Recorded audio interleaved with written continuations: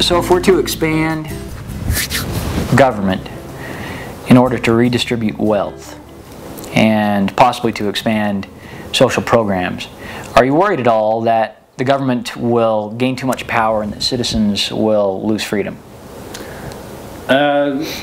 No, I'm not so worried about that. Citizens can always rise up. What worries me more is the inefficiency of government programs, you know, or any bureaucracy of that size that tries to get anything done. You know, I find that more troubling. However, in the case of healthcare, if the rest of the industrial world is any model, we can do it for about half the cost. Regarding your former opponent, Brad Last, what was the election like running against him? He was a gentleman. He's a genuinely nice person. So it was comforting just to know you weren't having a mean and nasty guy out there. So it was fine running against him. Couldn't have had a better opponent. Amongst his except that was part of the problem. Since he was a nice guy, he was really popular. Well, and it's probably hard to go for the throat, you know, if he's a likable guy. Mm-hmm. What, you don't seem like a go for the throat type of guy anyway. No, neither of us. Yeah, exactly. Kind of refreshing to the public, I'm sure. Amongst his policy enactments or attempts at policy enactments, what do you take issue with? What were some of the things you've seen in the past that he's tried to do that you wanted to run against? I think the whole legislature kind of beats around the edges. They like to tinker with things, but it doesn't seem like they really, you know, want to get anything done. Their ethics bill, you know, they made a few little adjustments, and it just seems like they don't really get into it.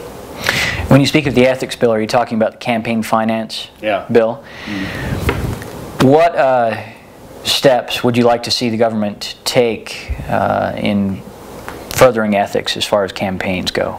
Well, I'd like to see a lot more daylight policies or open door policies, because they tend to, you know, the legislature, the Republican legislature pretty well does everything behind closed doors. They tend to leave the Democrats out and the public out. So I'd like to see a little more clarity in that. I think the lobbying, I mean, that's I think that there should be no gifts allowed, and I think anything you can do to control that situation, both locally and nationally, is a good idea. However, the party that's in power, you know, they have a lot to gain by not having to behave ethically, because, you know, there's a lot of advantages in it. But I think that they at least made you know, a good effort. They made a good effort, and they made some progress on that, and I'd really like to applaud them for the campaign finance bill. I'd like to applaud him. I think that was Brad Last too, wasn't it? Yeah, I do believe he did it, at least I would have liked to see more, but I'm glad that they got into it. What do you think about a citizen's or an entity's freedom of speech rights or freedom of association rights, as far as being able to donate as much money as they want to a candidate without having the government looking over their shoulder?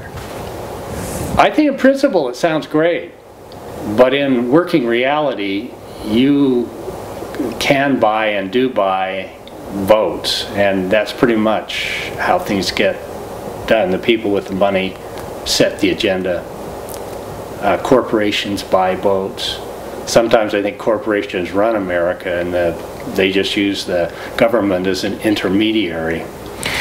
If the citizens paid more attention to political campaigns, do you think they'd be able to see through that easily? The citizens are not well enough organized to, as a bloc, to really do anything, even if they did see through it. But if they saw that a corporation was largely funding someone's campaign, Well, first of all, do you think it's possible for them to see that, or are campaigns or are corporations too good at hiding without these ethics laws?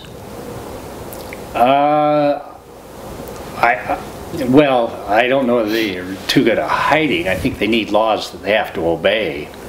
And I think getting money out of that would give a much more level playing field for everyone.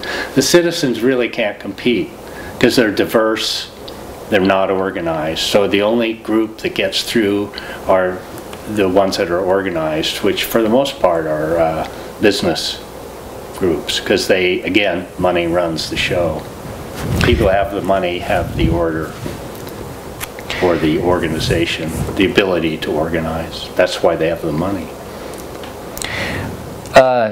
Taking advantage of the opportunity we have to interview you, and with your political experience, hopefully utilizing it in this response, where do you see government in Washington County going in the future? Just where they've been in the past, pretty much. I don't see... What does that tell you? It tells me that there's a group of people who have very little ability to change their viewpoint. They're fixed in a certain idea, and I don't see that breaking up very much. Maybe enough said about that. Any future political aspirations that you have? No, I don't have any aspirations, any political aspirations. Is there no issue that would make you want to get involved again? If I thought I could do some good, I definitely would, but it's a tremendous amount of work. And I thought my efforts in TOQUAP were, for the amount of time I spent, were very well rewarded. But campaign, I think I helped a little. I think I moved a few ideas. I got a few of my ideas out there. It was an awful lot of work. I'm not sure how effective. I'm not sure I'd use that.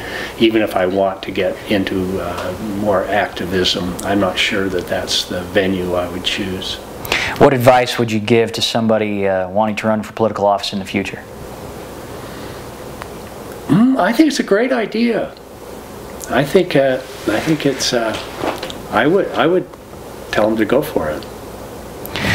Well, thank you for being with us, Mr. Whitaker, and thank you all for watching. We would like to thank Nic Chamberlain for running the cameras, and he's our editor as well. And we've been here with Mr. Lyman Whitaker, former candidate for the Utah House of Representatives. And thank you for watching Southern Utah Interview. Thank you for having me. Appreciate it.